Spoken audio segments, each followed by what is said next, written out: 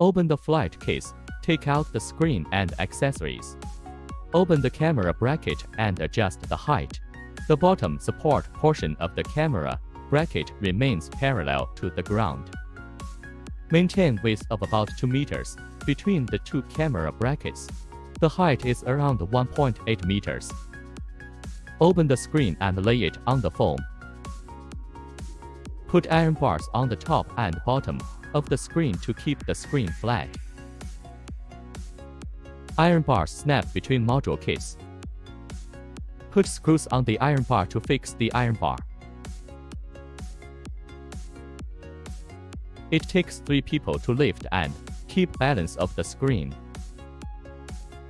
Hang the high-pressure elastic cord on both sides of the screen on the camera bracket.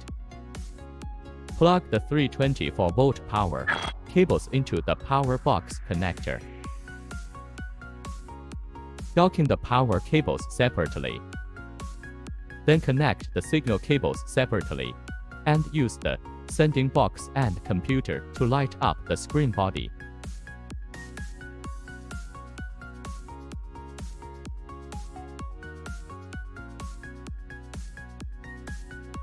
Two people work together to remove the screen and place it on top of the foam. Remove the screws on top of the iron bars, and remove the iron bars on both sides.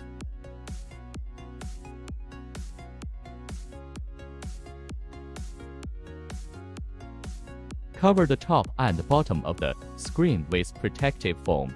Roll up the screen for storage. The center needs to be cushioned with foam, storing the camera bracket away.